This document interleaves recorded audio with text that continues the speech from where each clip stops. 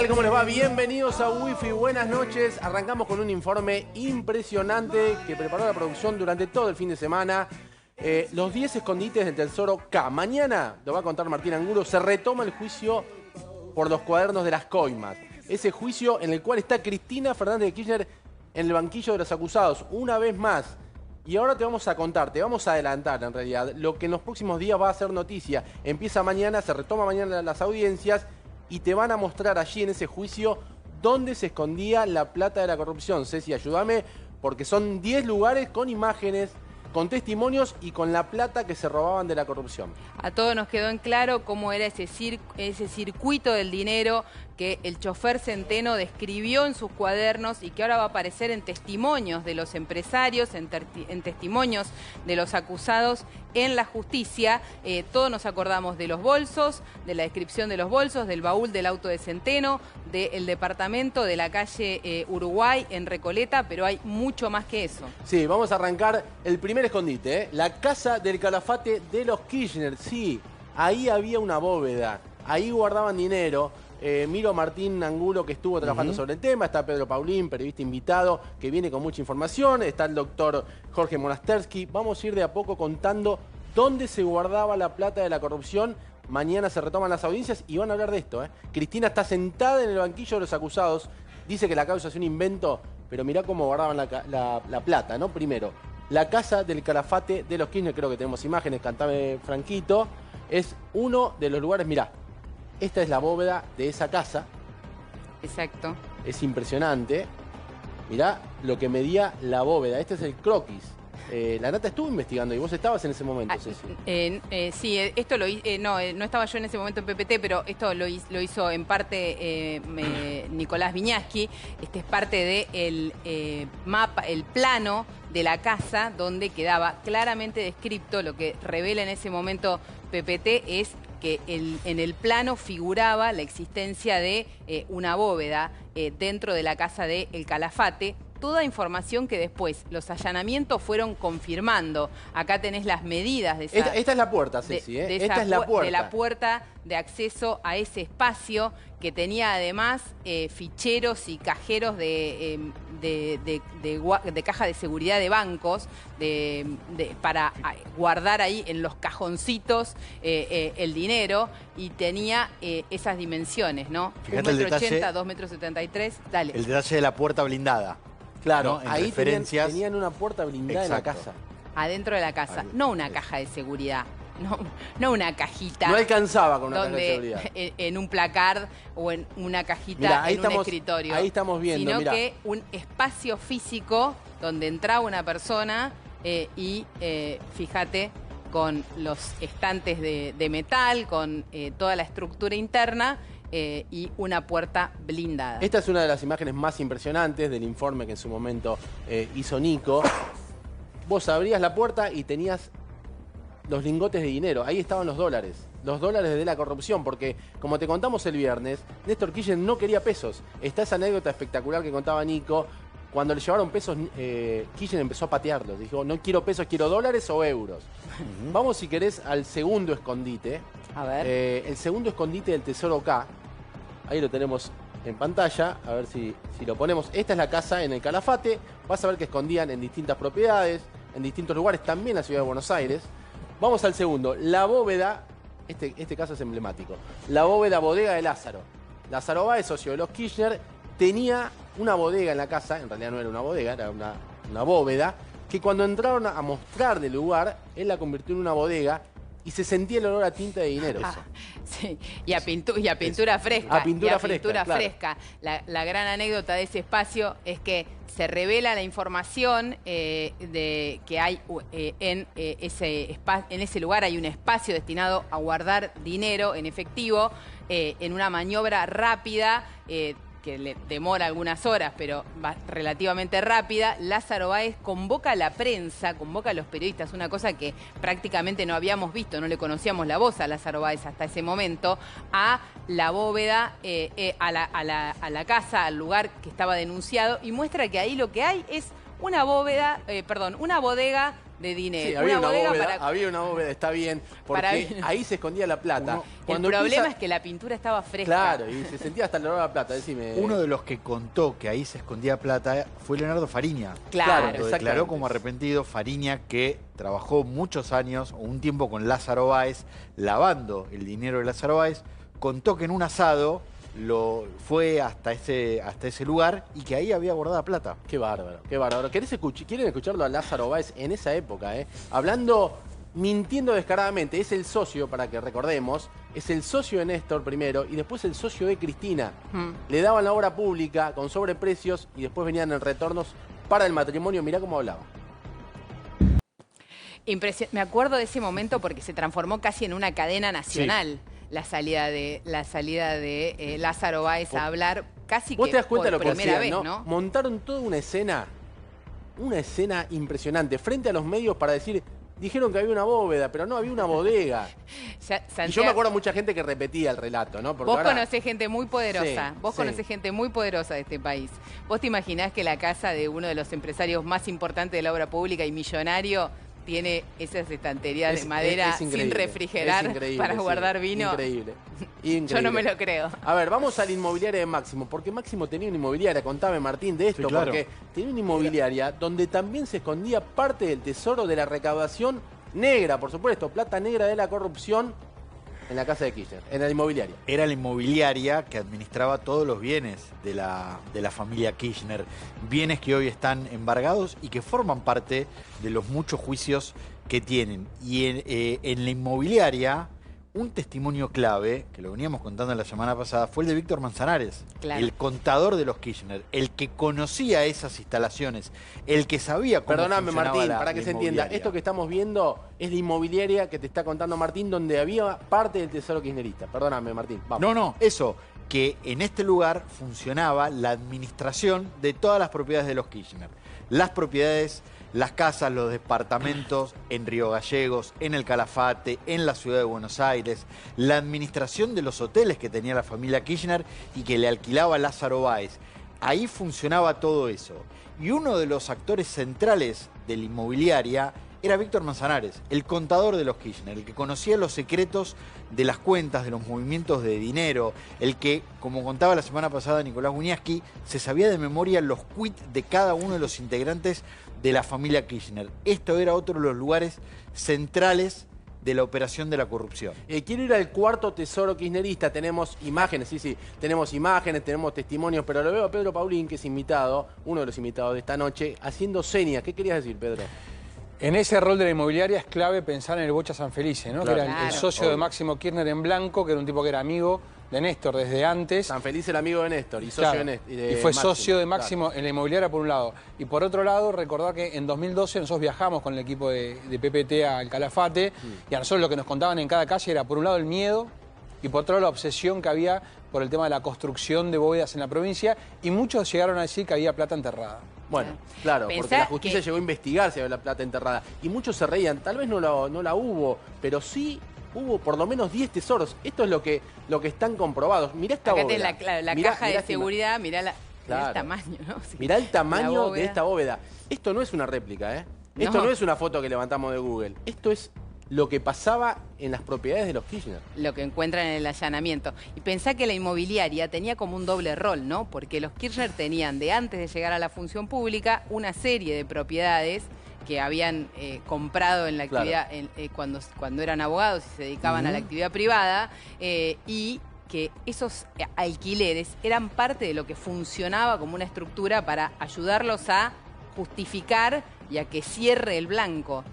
Tremendo. No te olvides que Máximo Kirchner es vecino, o era vecino, pero ya no sabemos si sigue viviendo, acá, en Zárate, donde vivía debido que ahora está preso en Ezeiza. Después vamos a contar toda la movida kirchnerista de las últimas horas para que Devido la pase un poco mejor de lo que le está pasando, porque está en Ezeiza y quiere estar en su casa, en esta casa que estamos viendo. Él quiere prisión domiciliaria por la edad, dice que está enfermo. Esto es Puerto Panal, Esto ¿no? Es Puerto en Zárate, Panal. Un country de casas y terrenos muy amplios, son chacras, no son lotes de 500 o 600 metros cuadrados, son chacras de varias hectáreas, muy lujosas todas. ¿Querés ir, Ceci, a otro de los tesoros kirchneristas? La casa de la mamá de Néstor Kirchner. La casa de la mamá. Ya vimos la inmobiliaria de Máximo, vimos el tesoro en una de las propiedades de Néstor Kirchner. Ahora vamos a esta, la casa de la mamá de Kirchner. Ahí también escondían plata de la corrupción. Tenemos las imágenes. Era Mirá. una casa sencilla Era una en Río casa Gallegos. sencilla. Tal vez había más plata de lo que valía la casa.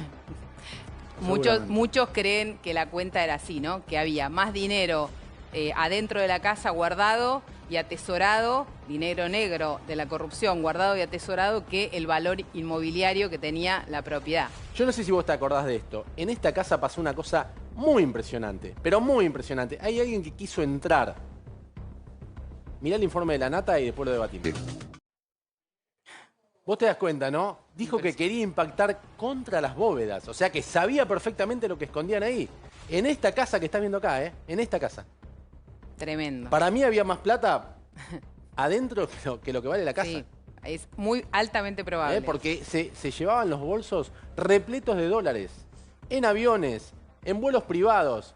Esta es parte, ahí estaba parte del botín. Lo sumo al doctor Monastersky, que se dedica a analizar todos los temas de corrupción.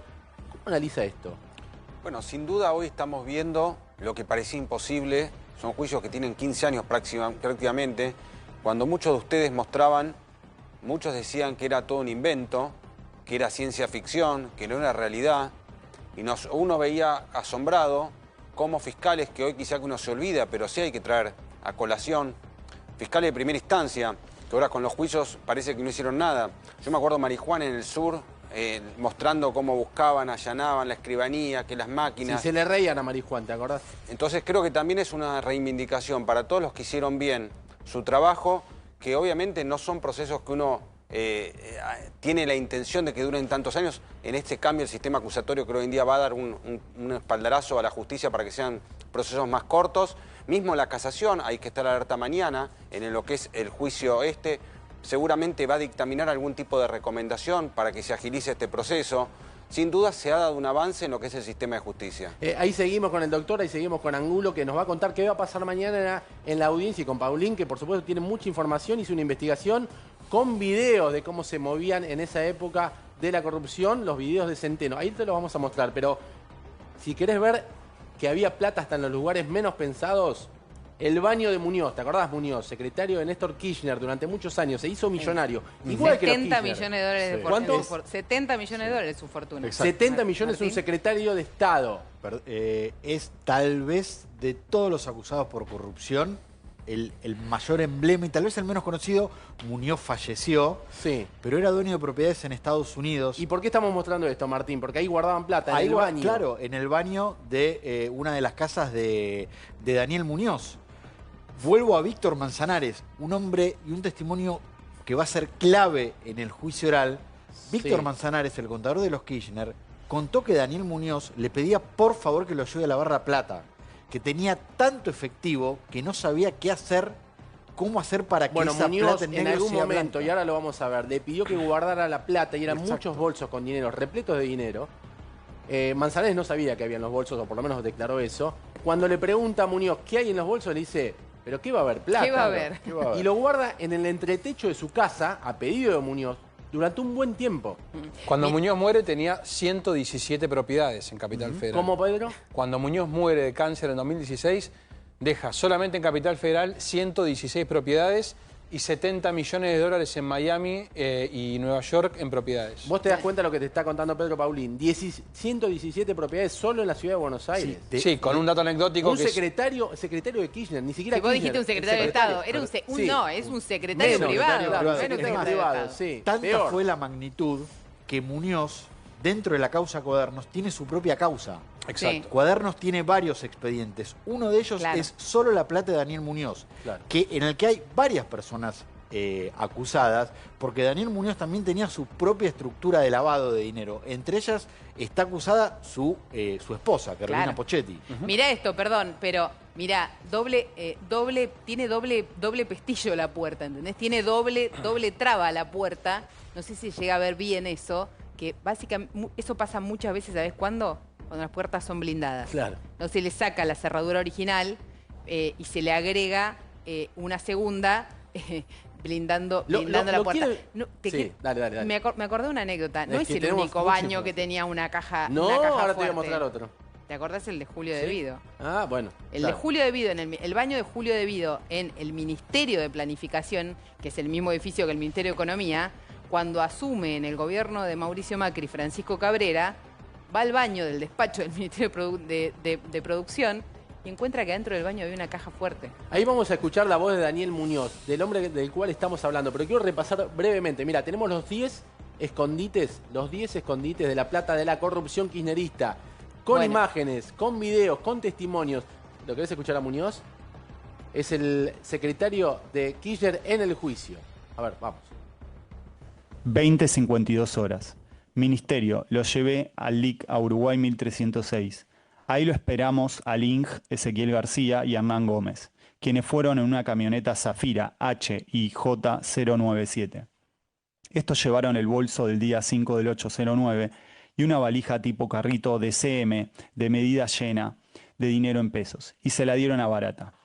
Este se le entregó a Daniel Muñoz, quien había en un Ford Focus 5 puertas HBU 606. Luego lo llevé al LIC a su depto.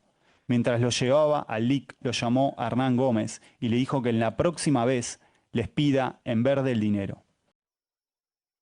Impresionante, ¿eh? Esto, claro, se enojaba porque tenía coimas en pesos. Claro, las coimas en pesos no se recibían. No se recibían, eran todo dólares. Esto bueno, había también una leyenda en el mercado financiero de que en Argentina había mucha circulación de los billetes de 500 euros, claro, que no circulan. Claro, no circulan. Y acá, ¿quién los movía? La gente seguro que no. Porque te ayudaban a pagar coimas de la corrupción con pocos billetes y poco volumen. Qué bárbaro. El sexto, en la casa, el departamento. El emblemático departamento de Recoleta, Juncal y Uruguay. Del que ya hemos hablado largo y tendido. Y el séptimo tesoro es la casa de Manzanares. La casa de Manzanares. Wow. Donde vos describías recién, Santi, que en el entretecho propio de la casa. Manzanares dice, en el entretecho guardaba la plata. Escuchalo porque es imperdible, mirá. Había más tesoros. Claro, creo que la peor decisión de mi vida. Pero bueno, ya está. ¿Cuánta plata era? Entre 20 millones, 30 millones de dólares. Entre dólares y euros. ¿Y esas horas que se la pasó, los miraba, qué hacía? No, lo tenía oculto, pero estaba en mi casa en un entretecho. O sea, no voy delante de mi familia voy a estar haciendo eso. No, yo los oculté por un tiempo. Bueno, ahí lo dice Manzanares, un hombre que conocía todo, todo. Ya estuvo el abogado la semana pasada, el viernes, con nosotros, el abogado de Manzanares, y contó cosas realmente, aun cuando uno sepa, y muchos de los chicos que están acá investigaron la corrupción kirchnerista, no deja de llamarte la atención lo que pasaba en esos años. Otro tesoro kirchnerista se escondía en la oficina de Sosa. ¿Quién era Sosa? Otro de los secretarios de Kirchner. Mirá dónde lo tenía, en la avenida, parece mentira, en la avenida Kirchner 952. Ahí había otro tesoro. Exactamente, ahí había dinero. Mirá, ahí está, en esas oficinas que no parecen muy lindas, no están muy bien mantenidas, pero había una pequeña fortuna dentro de esas oficinas. Había una bóveda de Roberto Sosa, Martín. Sí, uno de los secretarios de los Kirchner, que en su momento tuvo una historia muy particular porque fue secuestrado. Sufrió un secuestro y es tal vez uno de los secretarios menos conocidos de los Kirchner, después de todo lo que le pasó. Acá estamos viendo lo que fue en su momento la noticia cuando fue secuestrado en Río Gallegos, la misma ciudad donde estaban mostrando que tenían las oficinas con uno de los escondites de La Plata. Todos los secretarios de Néstor y de Cristina Kirchner tuvieron causas. Todos tuvieron causas y todos eran millonarios, doctor, ayúdeme, ¿cómo puede ser? Los hijos, los secretarios, los ministros, todos millonarios. El jardinero. Sin duda, por eso, recién tuvimos la primera causa con condena firme, digo, donde está Cristina Fernández de Kirchner, pero ya hay varios funcionarios con condena. Recientemente Cuadernos acaba de comenzar, faltan los sauces, faltan varios procesos que están en etapa de que se inicie el debate. Sin duda son delitos que hoy en día no pueden corroborar su patrimonio, esa evolución, por eso muchos están siendo directamente condenados y los tribunales superiores siguen confirmando esas sentencias. Y hay un dato, me parece importante resaltar. Muchos de estos lugares que estamos mostrando los declararon los arrepentidos. muchos arrepentidos dijeron, yo fui a buscar plata a esos lugares. Por ejemplo, el ex titular de Locovi, Claudio Uberti, que era el funcionario encargado de la concesión de las rutas de los peajes durante los gobiernos de Néstor y Cristina Kirchner, contó que en el departamento de Juncal, Uruguay, vio plata arriba de una cama. Claro. Vio plata en bolsos arriba de una cama. Y esto lo declaró como arrepentido en la causa de los cuadernos y lo va a tener que ratificar en el juicio oral. Claro, porque Manzanares va a declarar en el juicio oral. Manzanares es uno de los que va a declarar, el otro es Uberti, entre tantos arrepentidos. Claro. Lo que es importante decir ahí, que Sí. la figura de imputado colaborador, conocida como para la gente como arrepentido, ha tenido un protagonismo excepcional y los resultados así lo demuestran. Son causas que en el mundo es muy difícil combatir este tipo de delitos si no hay un integrante de alguna manera que preste esa colaboración a cambio de tener una mejora en su pena y puede dar a conocer de cuáles fueron los movimientos, dónde se guardó el dinero, quiénes participaron. Y tenés otro dato importante acá, porque tenés los arrepentidos de los dos lados del mostrador. El arrepentido que pagaba las coimas, O sea, la primera vez que pasa. cobraba no las nos coimas. no nos olvidemos que hay 60 empresarios en el banquillo de los acusados. Sí. Eran los que ponían la Pero plata. de los empresarios más importantes del país. Por eso. Los nombres Empresarios más poderosos. importantes de la Argentina. Y me gusta repetir este dato, que hicieron todo lo posible para que el juicio no fuera presencial. Y Presionaron para que sea por Zoom, porque no querían que se les viera la cara. Y propusieron Sí. pagar para no estar en el juicio oral y público. Claro. Medio amarretes igual, Martín, con la Sí, oferta, ¿no? Todo, bueno, era en proporción a la coima. Eso fue rechazado, pero atención, que el planteo todavía va a seguir siendo discutido, porque apelaron esa decisión. Vamos a otro de los escondites donde estaba la plata de la corrupción. Punto número 9, nos quedan dos. Galpón de Manzanares. Manzanares, el contador de los Kirchner, en Macatoviano 740. Ahí también guardaban plata. Exactamente. Bueno, es parte también de la descripción que hace Manzanares como un testigo clave, un testimonio clave, porque era nada más y nada menos que el contador.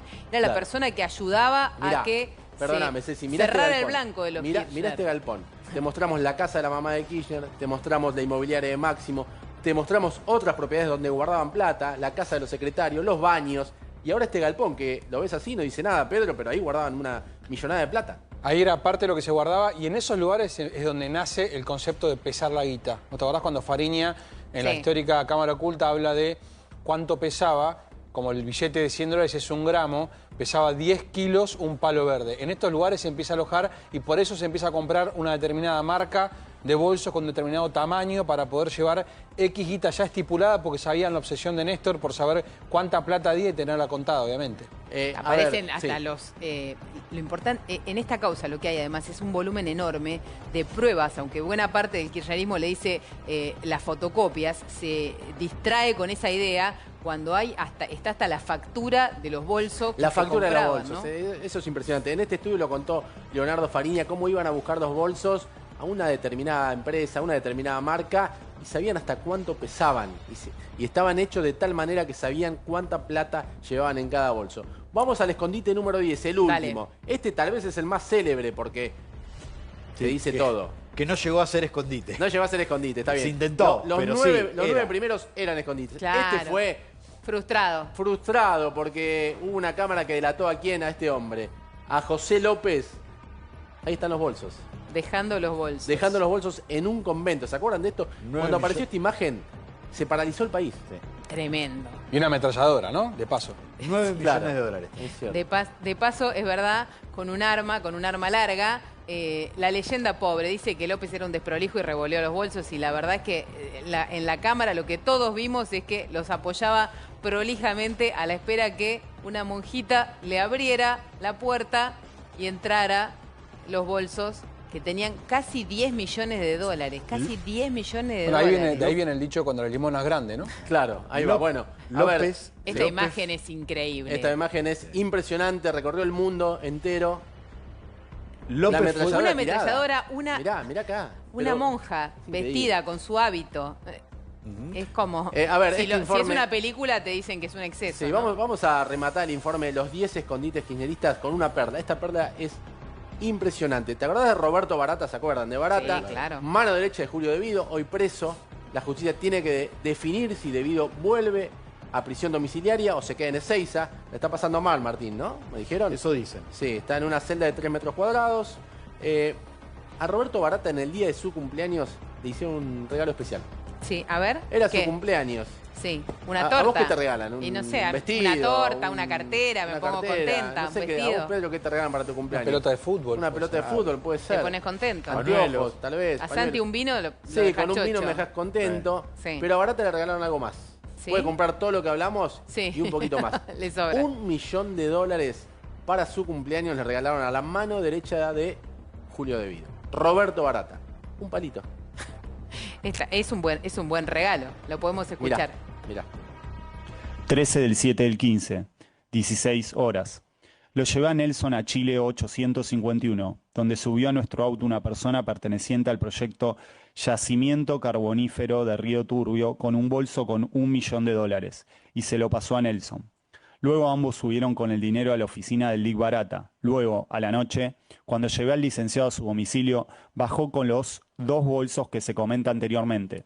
De esta manera se ve que obtuvo un regalo premium por su cumpleaños el Lic Barata en el día de la fecha. Yo no sé Regalo qué premium. decir. Es impresionante. No sé qué decir. Qué poco uno piensa que la familia se esfuerza para los regalos de uno para el un cumpleaños, palito ¿no? para el cumpleaños. Con qué te poco digo. uno sonríe, ¿no? Un palo verde. ¿Te gusta, Ceci? No, yo cumpleaños hace muy poco. No, no te tocó. Siento que A Franco le regalamos un champagne y qué más. Sí, Bueno, sí. a Barata le regalaban Y una torta de ricota, lo Bueno, arreglamos. es lo que hay. A este hombre le regalaban $1 millón. Quiero ver un video que tiene... Espera, perdóname, Sí. la verdad le regalamos todo. Sí, O sea, sí, o sea, pusimos un poquito. todos nosotros Todavía no pusimos te dimos un la poquito, plata, pero ya te la vamos a dar. Todavía no, nosotros pusimos un poquito A para el ver, regalo de Barata. Pedro Paulino hizo una investigación que te mostramos algunos videos grabados por Centeno, el chofer de las coimas, el hombre que iba a buscar Sí. los bolsos. Sí. El video que vamos a mostrar ahora, y estate atento, Pedro, quiero que me lo comentes, tiene que ver con todo esto que estamos hablando. Está sobrevolando la corrupción más grande de la historia argentina. Mirá. Ahora estamos siguiendo, repito, hoy es 8 de abril del 2010, estamos yendo, estamos a 150 metros y en este momento el licenciado Barata supuestamente está viendo lo recaudado para entregarle a Daniel Muñoz el dinero. Acá se ve Toribio, a Chaval, que es en la esquina, al lado está la entrada. Y acá se ve la entrada. Chao. Sí, dale, dale. Hombre, pensá, Santi, este hombre escribió metódicamente Sí. en cuadernos cada uno de los pasos que hacía. Fotografió parte de ese proceso y además lo filmó. Wow. Y además lo filmó. Contame qué era, Pedro, vos que estuviste detrás de la investigación. No, primero que nada, son las fotocopias más raras que vi en mi vida, ¿no? Sí. Se mueven bastante. Para hacer porque el fotocopias, kirchnerismo te dice que son fotocopias. El caso de los las cuadernos no fotocopias. existe para ellos. son fotocopias raras. A ver, ahí tenés un circuito filmado por el protagonista, obviamente, que es Centeno, que lo explica con un detalle que es impresionante, con precisión quirúrgica. Rápido, cortito y al pie, tenías Croc Madame, Bustamante y Libertador, la vuelta por la Biela, el departamento de los Kirchner, a quien el propio Centeno bautiza como el búnker. Le hablaba del búnker de los Es el Kirchner. museo de arte decorativo, que tiene el barcito ahí Exactamente, en en la esquina. Croc Madame se reunía debido con tipos que habían ganado licitaciones de la obra pública durante la época de su ministerio. Doctor, Claro, lo de Centeno asombra, pero también tiene que ver su formación militar. Es decir, él era extremadamente detallista, extremadamente riguroso con toda la información que la documentaba. Evidentemente es un caso que nos deja asombrados porque no tiene antecedentes en la Argentina. Esta es la causa más grande de corrupción, tanto de imputados, en el sentido de empresarios, como del mismo de funcionarios. Claro. No hay causa más documentada que esta. Ahora, sí, Pedro, querías decir algo. Por último te Perdón. digo simplemente, un juez la semana pasada en una reunión dijo, tengo chequeado que no todos los cuadernos frenaron. ¿Cómo? Hay una percepción en la justicia de que en la Argentina hay algunas empresas de las que fueron parte de la causa Cuadernos que hoy sostienen un circuito de corrupción. Bueno, a ver, Bueno. la mayoría de los empresarios que están siendo juzgados tienen negocios con el Estado previo a los Kirchner. ¿Por qué no pensar que este esquema estuvo durante los gobiernos anteriores también? Porque siempre se habló de que la obra pública era la caja de corrupción de la política entera. De hecho, estas sospechas también están llevadas a las provincias. Lázaro Báez, en la causa vialidad, y Cristina Kirchner fueron condenados por la obra pública en Santa Cruz solamente. Mirá esto, el búnker de Néstor Kirchner, así como lo escuchás, el búnker, el refugio, donde guardaban la plata, o parte del lugar donde guardaban la plata, porque te mostramos 10 lugares, pero este es el búnker y lo dicen ellos, mirá. Todavía permanece el licenciado Barata dentro del domicilio y estoy mostrando la otra entrada, puerta de madera, dirección Juncal 1411, que es la otra entrada al búnker del doctor Kirchner. Hoy es 8 de abril del 2010. Esa es la otra entrada. Se ve poco borroso porque es de noche, son las 19:30.